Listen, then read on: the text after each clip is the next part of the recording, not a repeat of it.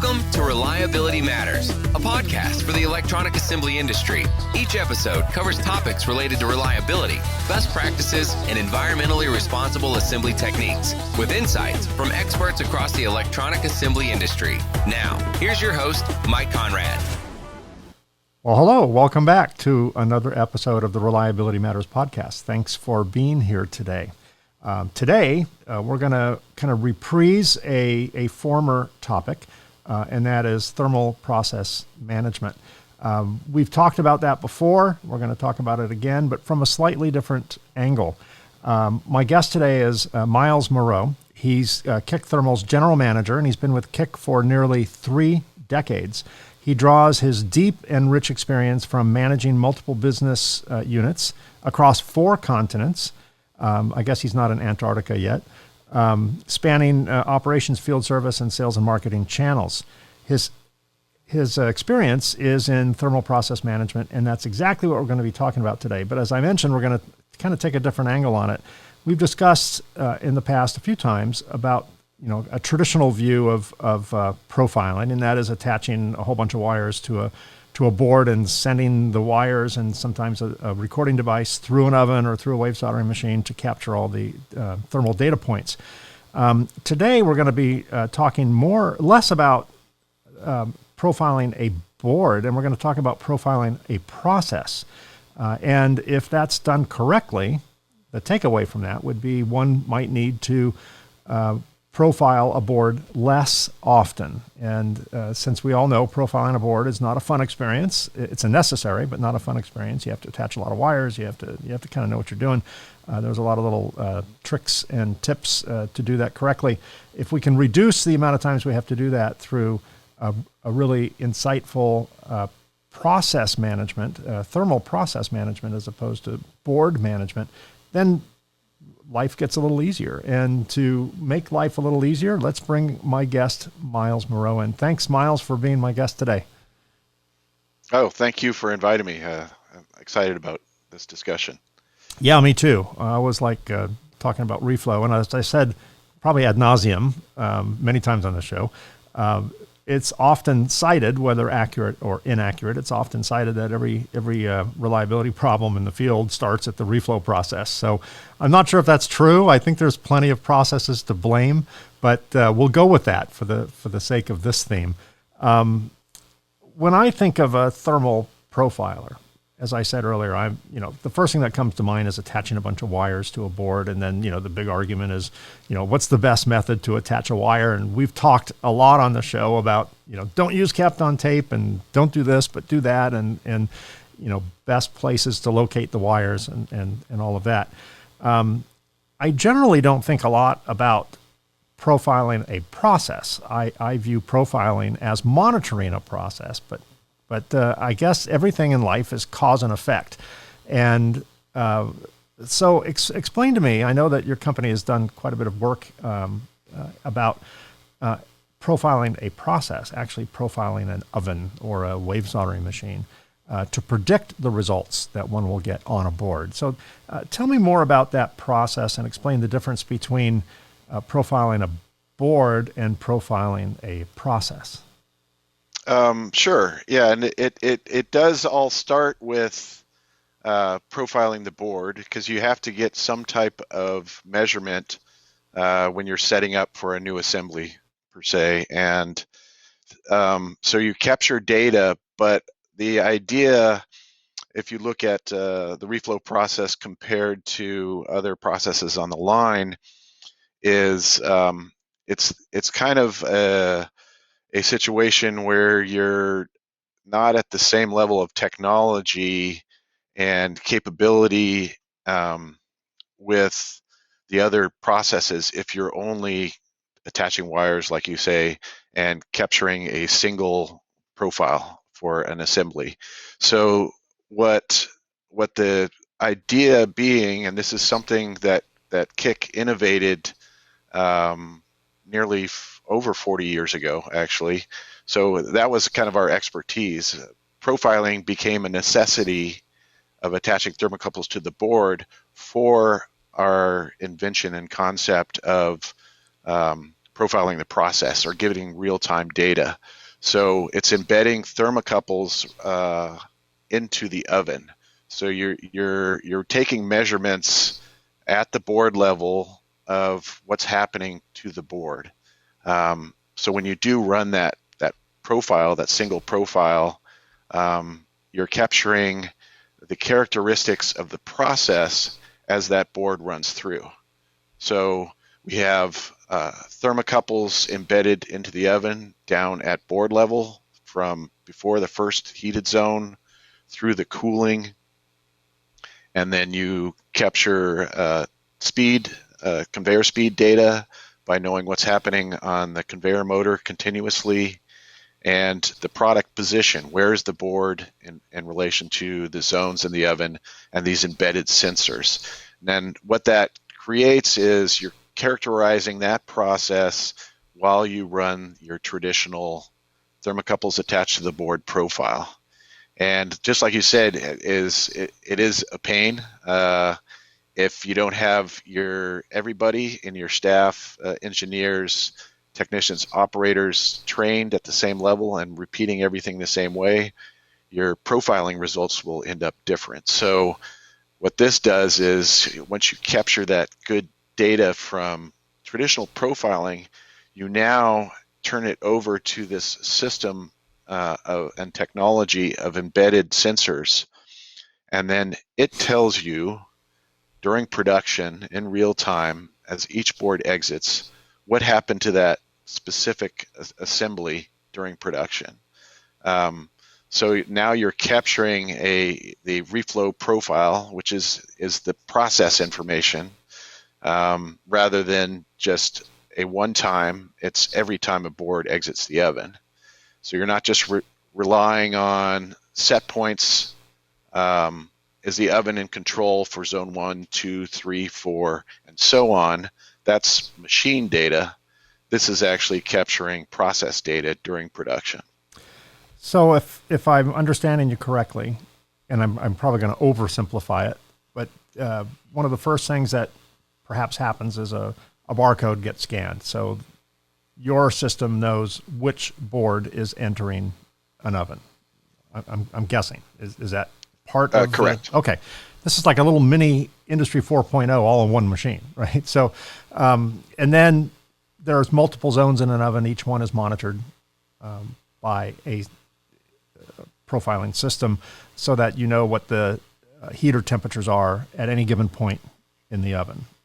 Or is there a sensor looking, maybe a contactless sensor looking at the board as the board travels through? It's detecting the temperature of a board. Are you looking at the oven specs or the result on the board in that case? You're actually looking at the atmosphere temperature, the zone temperature at board level. So the difference being compared to a control thermocouple, which is up by the heater, the correlation between these sensors down at board level to that initial kind of programming profile that you run at the beginning is very closely related. Right. So you have a X degrees at the heater, through prior profiling of the board, that results in X temperature at that location of a board based on conveyor speed and heater temperatures and things like that.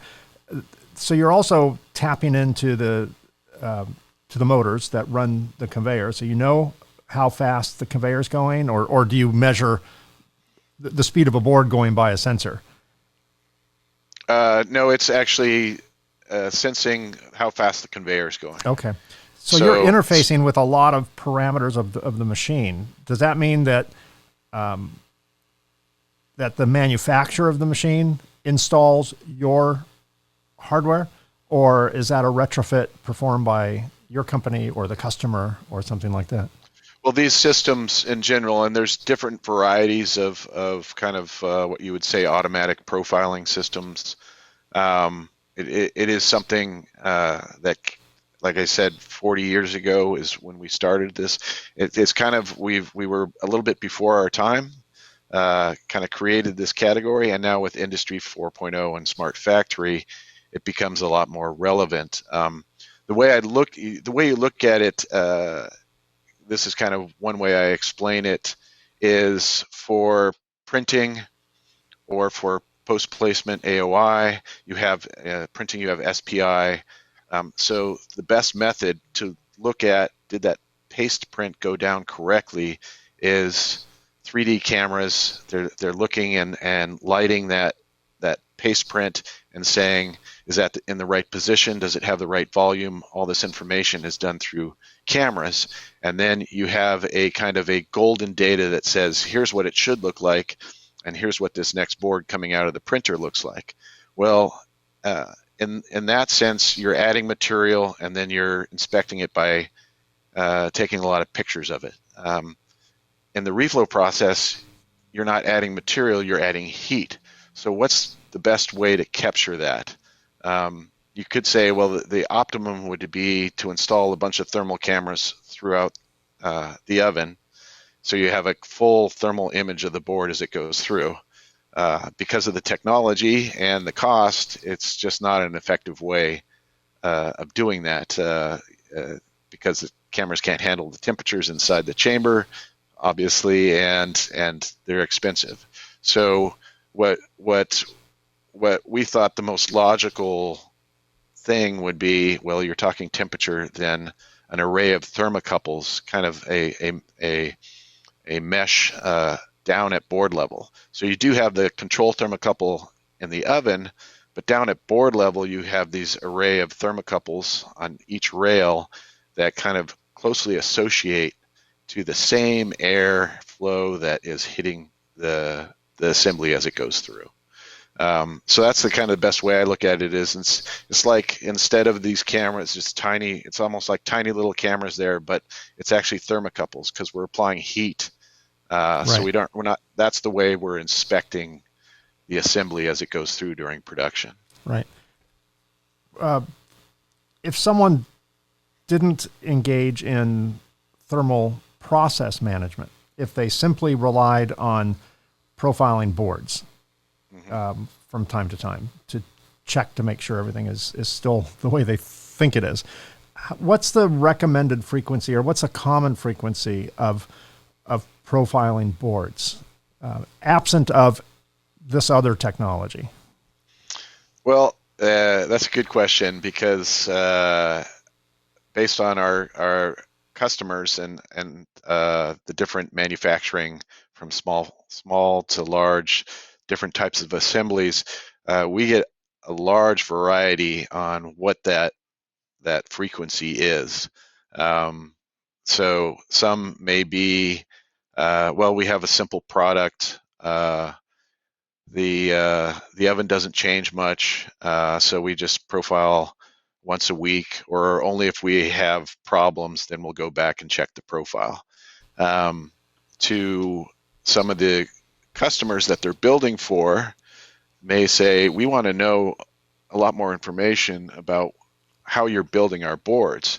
So we would like you to run it every shift that our boards are running, or once in the middle of the shift as well. So then it all becomes a matter of how willing you are, risk mitigation, I guess you could call it, is, do I trust the oven? The ovens are very stable. They show that they're in control to these set points and the conveyor speed. So what does that mean to what's happening to the assembly? And that's the key where this automatic profiling comes in, is there are many conditions in the oven or in the process itself where the oven says green light, everything's fine, and it's controlling to the way, to the settings it needs to, but you are getting changes on the profile. And a spot check isn't going to always capture where those variations are. If you're trending towards going out of spec, if you end up going out of spec, you're not going to know until that next frequency when you run a profile. Right. I guess you talk about risk mitigation. I guess one has to ask themselves, what's the maximum number of boards they want to scrap or rework? If if Murphy struck hard, the oven may have gone out of spec the board after, the board that was profiled, right? And then everything between then and the next board could be suspect. Now, the reason I asked about a frequency is if someone did institute a thermal process management strategy where they start profiling the oven or the wave solder machine. We'll talk about wave solder machines in a minute. But if they start profiling the oven and monitoring that, is it a reasonable expectation that would decrease the number of times one would want to profile a board? And would that you make the risk mitigation a little bit more, you can rest easier, when knowing that you're keeping an eye on the oven. I mean, obviously you can't profile every board that goes through. That would be impractical. It's like I'm in the cleaning business. We don't suggest we cleanliness test 100% of the boards, although some of our customers do. But, right. It's all about risk efficiency, optimization, cost, risk mitigation. It's all thrown into the soup. So if someone does have the ability to profile the actual process, will that really result? Can one expect confidently to reduce the the frequency that one has to profile, or at best, can it even eliminate profiling again, unless there's a change made to the oven? Well, the quick answer to your question is yes. It definitely, that as part of the value of the automation aspect of this is you are reducing the need to run the traditional profile through. You're capturing, so when you run that traditional profile, you're characterizing the entire process with a large amount of embedded sensors in there, which has been fine-tuned over the years of here's the amount of sensors you need. We could put in 60, 100 and put them all over the place, but at a certain point you're going beyond the need of monitoring the process. So once you've captured that characterization, then it just, like you said, unless there's something that's changed, maybe they did maintenance, then they had to replace the fans, or they took the rails out and had to do some major thing, then you might want to reestablish that base or that golden profile, make sure everything's back to the way it was. But otherwise, the system is it's telling you, hey, here's the next time you're going to have to run, because I can see the drift or the changes in the process in real time.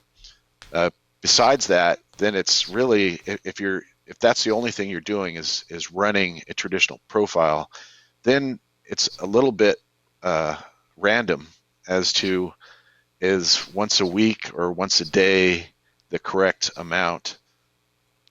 You don't know. You're just setting a frequency. Obviously, the more frequent, the better. But why do you go from once a week to once a day? Well, I get more information. Yeah, but why did you stop at once a day? Why didn't you go to once a shift? Because then it's not as efficient, and now you're stopping production all the time. So the ideal, really, at a very cost-effective way, is to automate that and capture that all the time. Then you do reduce the amount of profiles that you're running. Okay, so I have a board A, that's expected to be at X temperature at this point in the process. And as the board is going through the oven, something happens to a heater or something happens to a fan. And, partially through the reflow process, a system detects we're not there.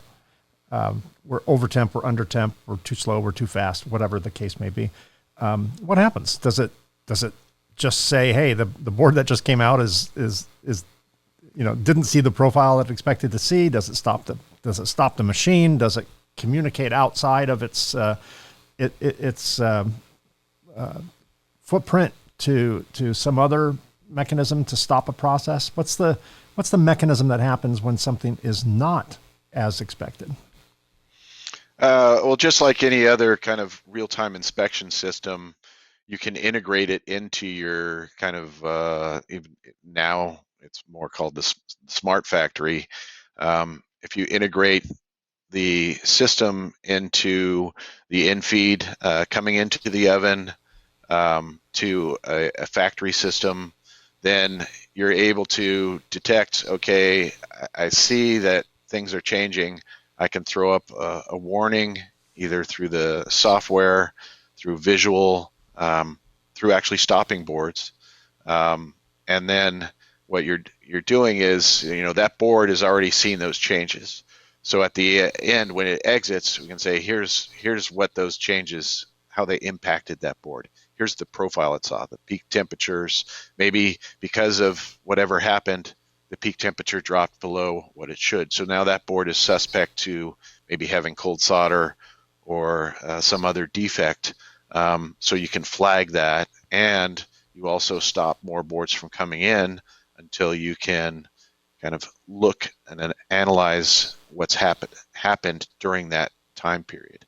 Because you have all those embedded sensors, not only do you have information about the board profile, but I have all these additional sensor sets down at board level that are saying, oh, here's what changed. You need to take a look at this zone. There was a big drop in this area. So it becomes a very good, like as you say, a thermal process management tool of mitigation of an issue, problems going on, reducing defects potentially by not allowing boards to continue going into that process that is no longer in control. Yeah, you talk about one of the side effects or one of the results of not hitting your profile is potentially cold solder joints. I'll add one more. We did a study with Foresight Analytical Laboratories in Kokomo, Indiana, where we ran boards at the proper peak reflow temperature of 250 degrees C. Then we ran them at 240 degrees C peak temperature, 4%, 10 degrees, 4% off. No problem with solderability. Solder was fine. But we had increases in contamination. This was a no clean flux, not being cleaned.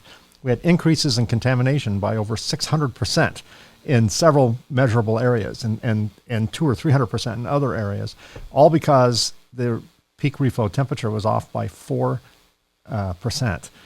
So there's a lot going on, not just solderability. You don't have to just do the old edge test, slam your board against on its side against a hard surface. And if components don't fall off, your profile was good.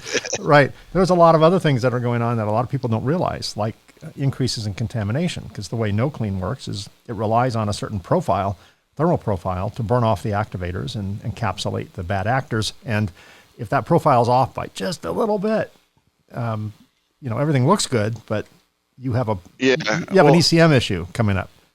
And that's a perfect example of if you only go by traditional means of attaching wires, you have that sample and said everything's good, and you look at what are the things that can impact the quality or reliability of your product outside of what the machine, how the machine is performing, right? And the machine may be performing fine within your profile sample, but now during production you don't know. You see this in the cleaning, but you don't see it by taking a single sample. But you would if every board you see that drift is occurring. And that's where all this, which I think is really exciting, all this smart factory integration and artificial intelligence of relating all these different aspects of all the processes that can produce a defect. Because essentially you could end up, you're talking about 4%, and within the tolerances maybe of that process and that machine, if you stack those up from printing all the way through, you could look individually and say every machine said, yep, everything's fine, but a combination of just a small variation one way or another, and you end up with a defect.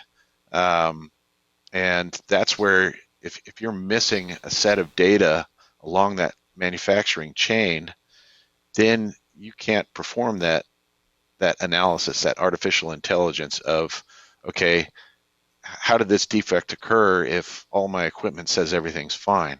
Well, if you're not capturing all the data, your analysis is going to be flawed. So that's why, and then the reflow process has kind of been the last frontier of how do you do real-time inspection of what's going on there. Yeah. What are the biggest challenges today? There's always challenges in our industry. Every industry can say that, I'm sure, but there, miniaturization and IoT, harsh environment. There's a lot of things going on in our business that allow us to kind of build. I think today closer to the edge of the envelope than the center, and then technology catches up, and then we come up with some new form factors that we don't know how to use, and then we fall off the cliff again, and then we come back on. And that's just kind of a wash, rinse, repeat historical matter. But what are the challenges that we see today that affect thermal management or affect reflow in general that maybe we didn't see before? Well, I think a lot of the big challenges that we see become the packaging or the design of the assemblies. A lot of times they're not looking in turn. There's so many factors you have to take in just on the product itself. All the rules that you have for components and electronic design with wireless stuff, power, all of that going through. So then design for manufacturing comes in, and then you start to say, okay, now we have another set of rules for how this has to go through all these processes. And a lot of times the reflow process isn't taken into account. You have these very complex assemblies, especially say, let's take, for example, automotive, where you have this engine controller that has to have all these different style components and circuits on it to perform the way it needs to. But it has to have these big, huge connectors on them as well and plug in inside a package that goes inside the engine chamber. So now you have these other requirements that make that assembly very complex. You have these huge, massive components, you have these small passives, and now you're trying to mitigate that on, okay, how do I run the board through the reflow oven? Which direction do I put it based on where the components are? Can I do 4 up or 6 up in a panel to get more efficiency on volume? Or because of that assembly design, I just can't do that because the connectors, I can't get them hot enough. Or if I get them hot enough, then the passives are going to be too hot, or a micro BGA is going to be too hot. So those complexities, and then you add in stuff like voiding. There's a lot of requirements by the end customers now to reduce the amount of voids. So that's the reflow process is a big part of that. Sometimes voids will grow during the reflow process. So how do you adapt either the paste materials or the profile to reduce that effect? And now they, even have reflow ovens with vacuum chambers to reduce the voids as well. Right. So all around that's sort of aspects of the requirements of these end products and the complexities of them really make it challenging to dial in the best setup for the process on reflow and then manage it during production. Because it's nice if you can really optimize and the oven's all heated up and empty and everything. I run my NPI process development, get to the perfect recipe, and now I have to run a board going into the oven every 15 seconds. And so the oven characteristics are now different. The factory, the system of exhaust, when everything's running high volume, may change, impact things on the process. So all those things really make it a challenging manufacturing process that somewhat ignored, because I can run a profile through and I know what's going on, but there's a lot of a lot of things that happen outside of just the zone temperatures and the conveyor speed. Sure.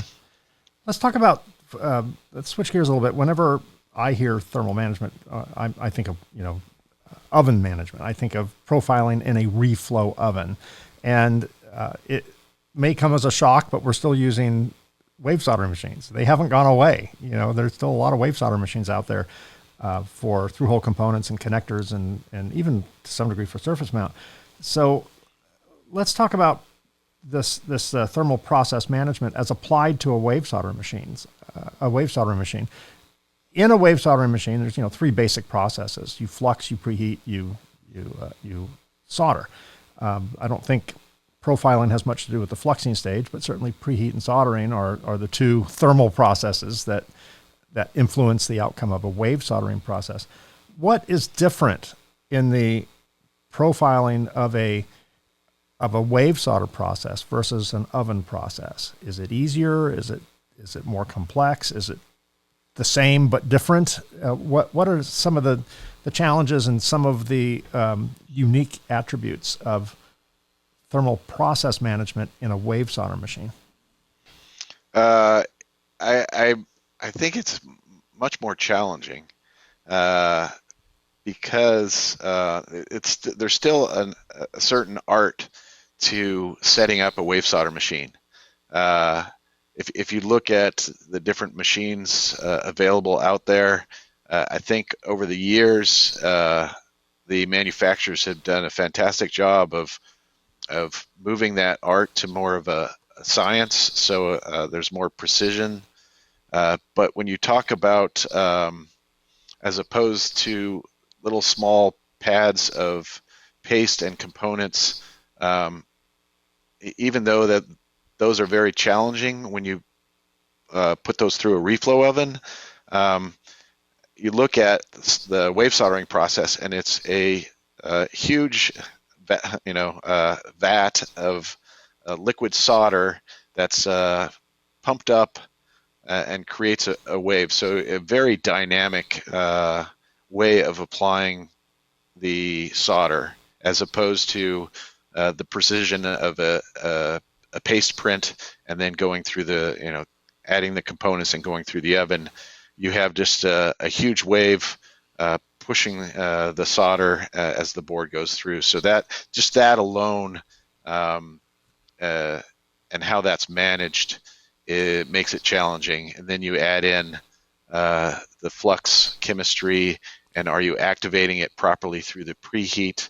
If it's SMT and a mix of through hole, then controlling the topside temperature, so you have consistency of activating the flux, and then when it does go through the wave, proper soldering, but not doing any damage to the topside SMT components.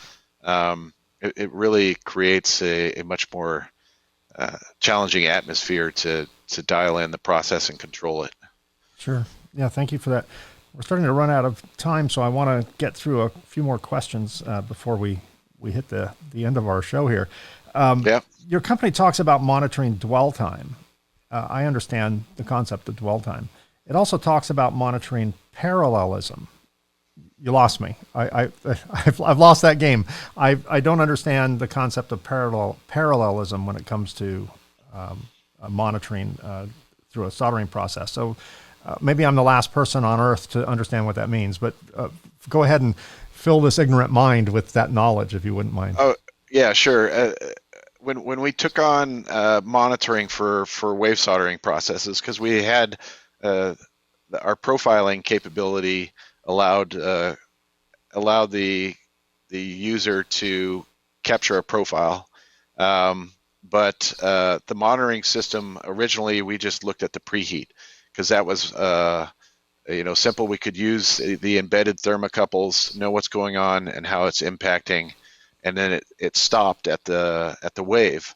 So this past year we kind of worked on, the past 2 years up to the release this year, was to meet the customer's demands of, we need to have something in real time that's also capturing information about the wave other than just the temperature of the solder. And that was peak over the wave. So we had to add some sensors so we know what's happening to the profile through the wave, not just the preheat section, and then dwell and parallelism. So the dwell is, how long the board is dwelling through the wave. And knowing that, you can know you're trying to get a consistent temperature between the solder, the lead, and then the barrel that the lead's in. So you get a good intermetallic connection and good solder joint. So knowing the dwell time, you can manage that. And in real time, we've added additional sensors, and we're able to make a correlation between the sensor data and the dwell time to calculate an accurate dwell time during production. Now, the parallelism, it relates to dwell time and other factors as well, is the plane of the wave and how the assembly is going over it.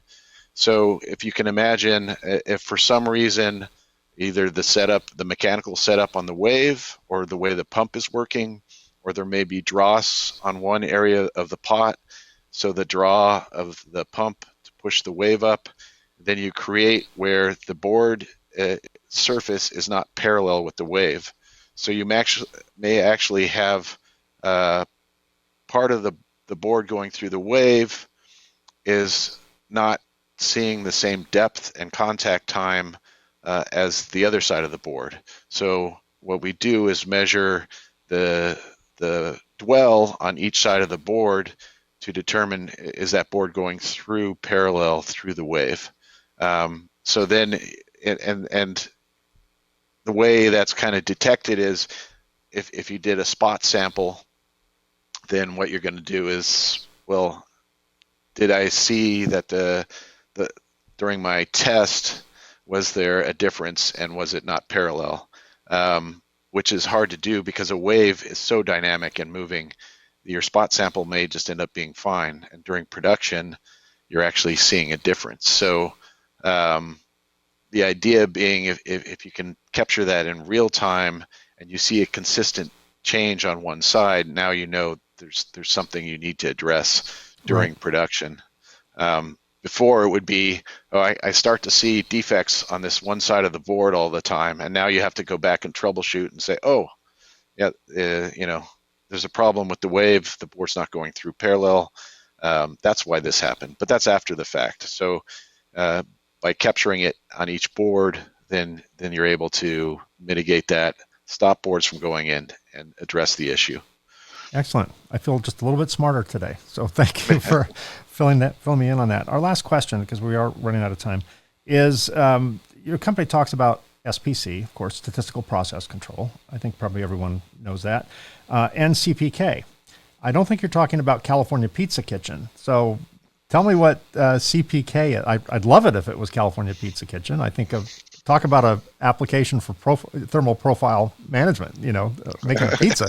But what is CPK in the context you meant it to be in?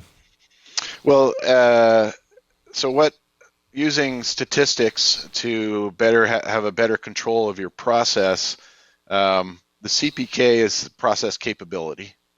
So it's looking at, you have a process, you have your spec limits and your control limits. So the spec limits are based on the materials, the type of oven you have, the assembly. I have to run within these limitations. On reflow, kind of the main driver, although there's a lot, are the materials. What does the paste need to go through? What kind of profile to achieve a good joint, and what are the limitations of the components? So those drive the spec limits, and then the control limits is where is my oven able to run and control that profile within those spec limits. Now, the deviation of that, the standard deviation, this is kind of getting a little nerdy into the statistical math, but how much that process varies and how close it is to the spec limit is kind of indication of the process capability, and that's what kind of the calculation of the CPK in simple terms is here's how much my process is varying, and here is where it's varying within the process window. So in older methods, you would have to run, say, 30 profiles, which if you're running once a day is a month, and then you have enough data that CPK value is actually telling you the trend of what's going to happen next. It's kind of a predictor of here's where my process capability is and here's where it's headed. And the reason why we kind of build that into the monitoring system or the real-time system is now it's 30 boards, not 30 days that you have a predictor in place. So now you can set a warning on your CPK if it starts to drop, which means you're going to have more defects per million. Then you can actually change something before you get to the point where it went outside your spec limit. So it's kind of a predictive mathematical tool to tell you here's where my process isn't trending and give you a warning ahead of time of a problem yet to come. Yeah, that's the closest thing to a crystal ball that we can probably get. Miles Moreau, General Manager at Keck Thermal, thank you so much for being my guest today. I really appreciate it. I wish we had more time. There's more questions that I have, but that's just an excuse for me to invite you back on the show again, and we can continue this conversation. Fair enough? Oh, yeah, absolutely. Thank you. I think it's a nice opportunity, refreshing. Like you say, we always talk about the kind of the tips and best practices of profiling. But if you take that to the next level, which is done across the rest of the factory, and do that in real time, it brings a whole nother aspect to, it makes the term profiling not so bad anymore. That's right. Yes, I agree. All right, wonderful. For those of you who are listening or watching this show, if you go to the show notes, if you're on YouTube, just look down below the video, hit the click more or show more link, and it'll provide contact information for Miles. And for those of you that are listening, just go to your podcast site and look at the show notes, and we'll have Miles' contact information in case you have more questions. If he's whet your appetite for knowledge, feel free to respond to him or email him, and I'm sure he'll be more than happy to get the answer or find out where the answer is buried and dig it up for you. Right, Miles? Absolutely. Okay, sounds great. Well, thanks everyone for joining us. I appreciate you being here. And Miles, thank you so much for being my guest today. We'll talk soon. All right. Thank you, Mike.